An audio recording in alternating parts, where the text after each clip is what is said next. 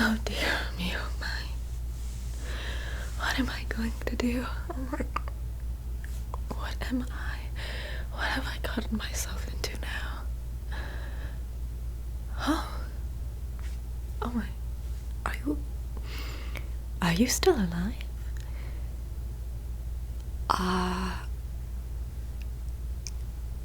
You don't smell dead. You don't look dead. You don't taste dead. You're not dead. Who are you? How did you come so close to the heart of the underworld?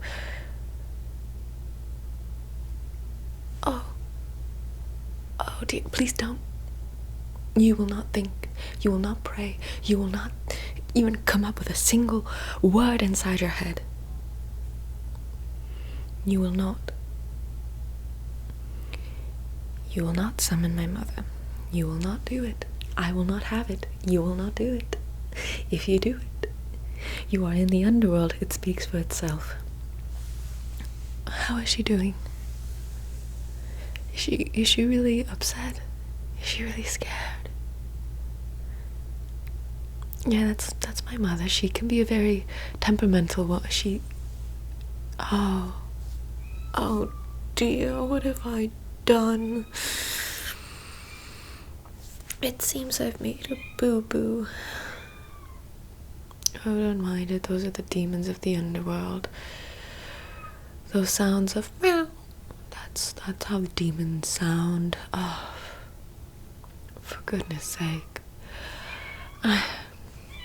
I'm arranged to marry Hades.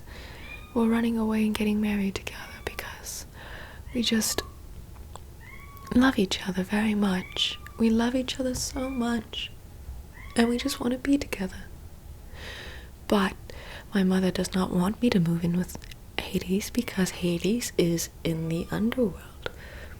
And the fact that he's my uncle means nothing, but he lives in the underworld and I just don't know what to do. And I'm so frustrated because I don't want to lose my mother, but I also know that if I go to the underworld, I can't really escape now, can I?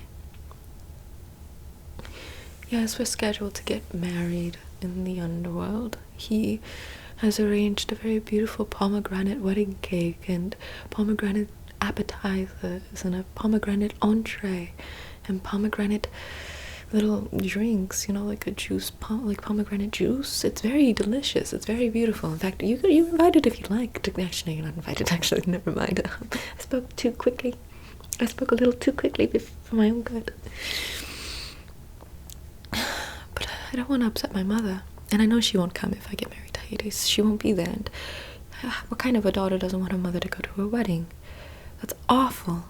It's absolutely awful. A girl dreams about her wedding all the time, and then to have her mother not show up is dreadful. Absolutely dreadful. Yes. I know that my mother probably put a little poppy spell on you and then bound you with those roses. But if you'd like, I can undo it. I find that I'm probably far more strong, power-wise, magic-wise, than my mother.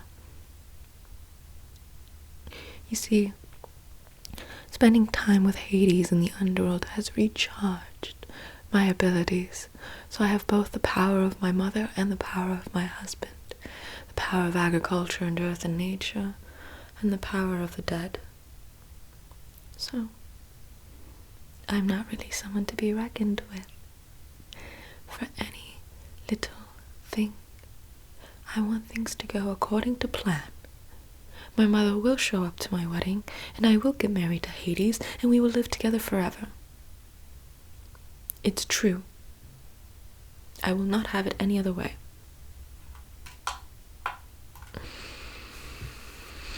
Well, Hades is just a wonderful, wonderful man. You might think, oh, he's just the devil. He's just this dark, brooding, mysterious, handsome man. But no, he's intelligent and he's remarkable beautiful, and he's just so kind. You really have to get to know Hades in order to understand what I see, and that's not something my mother's really wanted to do. She never gave Hades a chance. She's just like, oh, I know my brother. And I'm like, okay, yes, you know your brother, but I know my husband, or my soon-to-be husband. He's this very charitable, sweet man who tries to make the underworld a more bearable existence for the masses. Imagine if Zeus had been the king of the underworld. Imagine if Poseidon had been the king of the underworld. No, they just chaffed Hades with the short straw and made him king of the underworld, a position nobody wanted. Nobody wanted to be around dead people their entire existence, or to only be king over the dead. They wanted to be king of the living, get their prayers. Instead, Hades hears all these moans and these drones of all these poor people who've just suffered their end, who have realized that mortality is actually a real concept that applies to them. And they just can't bear it. I can't bear it either. I can't bear hearing these screams. Or can I think I could hear these screams. I think I could enjoy the smell of the dead. I think I could enjoy everything that has to do with the dead. There's a lot of untapped power, so to say, in the underworld. Untapped power, to say the least. But let me just undo this spell that my mother has placed upon you. Undo it. And then you'll be a free mortal without any ties or bounds to the immortality of the gods. They say the gods are very selfish, and that they only do whatever pleases them, and that they're very whimsical and frivolic. That's not true. We're very caring and loving. I mean, look at this face. Would this face ever do anything to you? No. I just want to help. So let me help. I'm just going to remove your crown, string of roses. Just remove. Gently, oh so gently, these roses.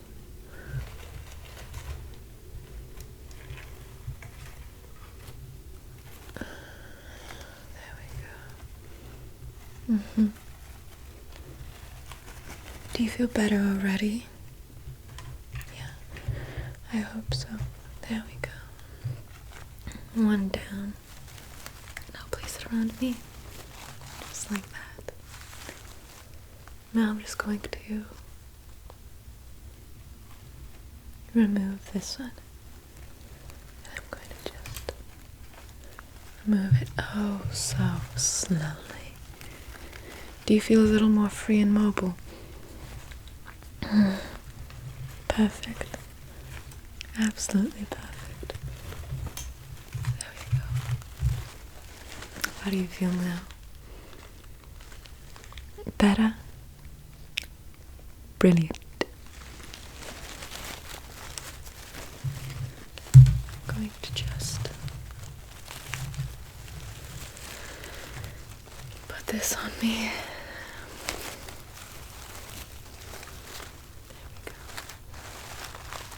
All adorned with all the flowers of the outside world. I forgot to bring some in, minus a few pieces from the mortal world. Now, I noticed you're wearing a face mask. That's a very interesting, curious touch. Did my mother place that face mask on you? Probably because she knew you were going to the underworld. You see, people who don't wear a mask end up in the underworld. Or they send people to the underworld. So what I'm hearing is that you weren't wearing a face mask prior to my mother placing one on you. Is that what I'm hearing? And that although you weren't wearing a face mask and you did not recognize my mother as being a goddess, you still approached her while she wasn't wearing a face mask, threatening to pass your mortal disease onto her. Is this true?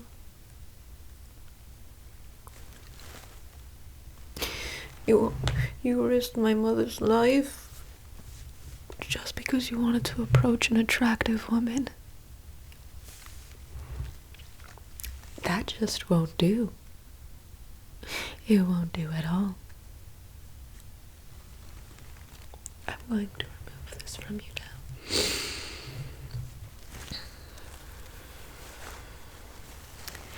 And you can just breathe in the fumes of the underworld. What is today's delight?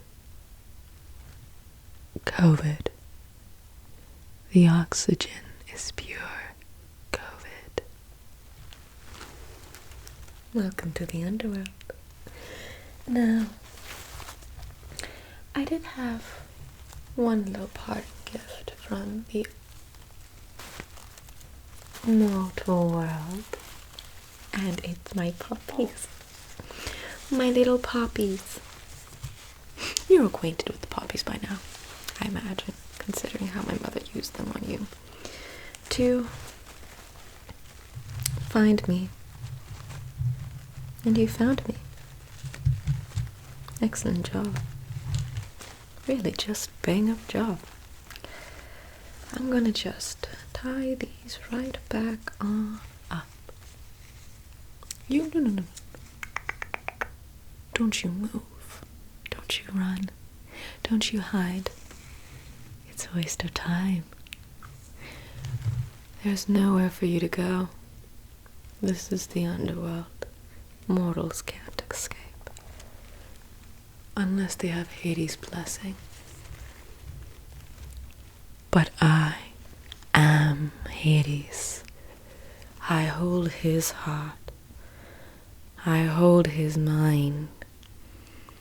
Whatever I wish, desire, whatever my whims are, they're Hades' too.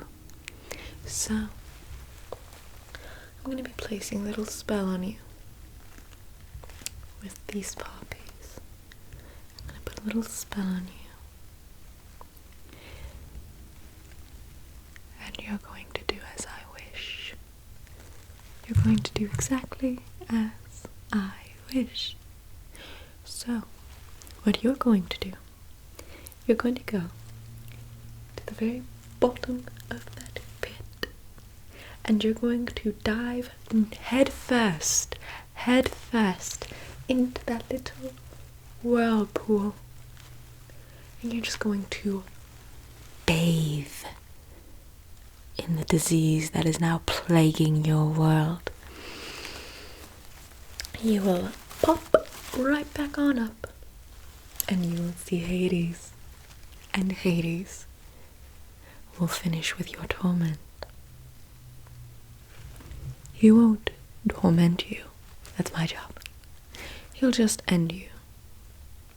End your existence. End your suffering. He's very merciful that way, that Hades. He's a bleeding heart like me. He's just so emotional and full of life and wonder. He's just a beautiful, wonderful man. He's just so miraculous and warm-hearted. It just gives me butterflies in my stomach. So, let us begin. I'm going to just put a little spell on you. A little spell on you. A little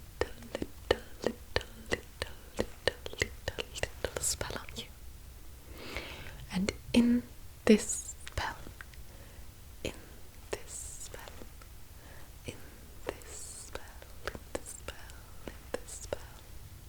I'm going to put you to sleep. And when you fall asleep, your body will still be in motion, but your mind will no longer be there. It'll awake once the horror is finished. And once you realize what you've done, your last memory will be in that existence, aware of what it is you've done, aware of what it is that you're plagued with. Now you will suffer, just like you are about to make other people suffer for your own ignorance and lack of consideration. So, let us begin. Breathe in 5 times. Even if you decide not to breathe in, you're still going to breathe in because you're immortal and you're going to breathe in. But if you don't inhale deeply, then that's fine. Either way, though, if you don't decide to breathe in deeply, you will be half conscious as you make those decisions, which would be a far worse fate than just being completely just unaware. Don't you agree? Perfect. Breathe in for 5 seconds. Hold for 4. And breathe out for 7.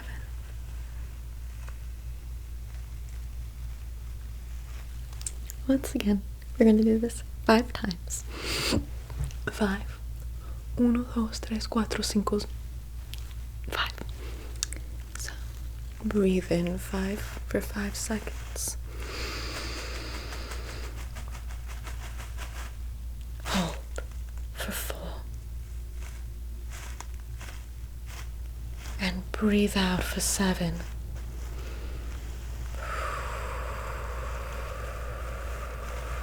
Perfect. 3 more times. Breathe in for 5 seconds. Hold for 4. And breathe out for 7.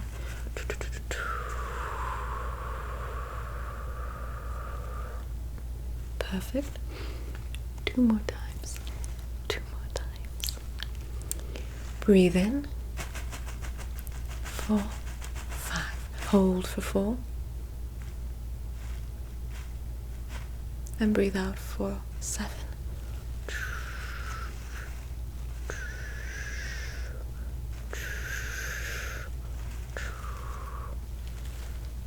Once more. How are you feeling? Perfect. So, let's go. Breathe in for 5 seconds. Hold for 4, 2, 3, 4. And breathe out for 7. 1, 2, 3, 4, 5, 6, 7.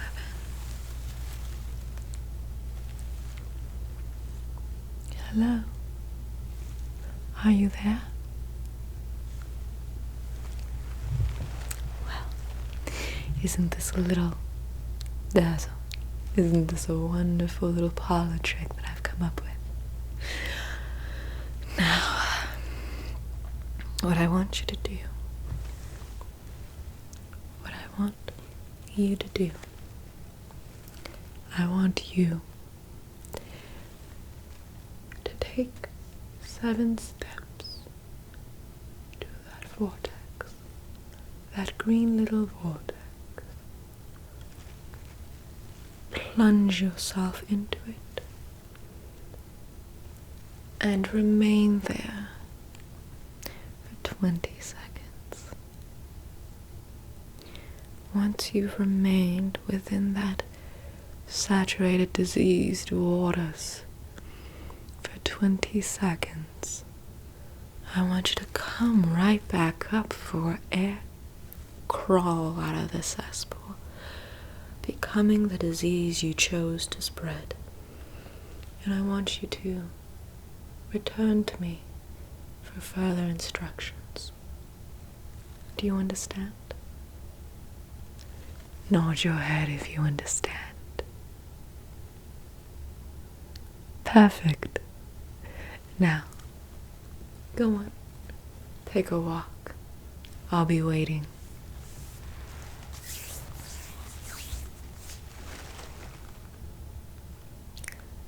Now plunge yourself into the waters.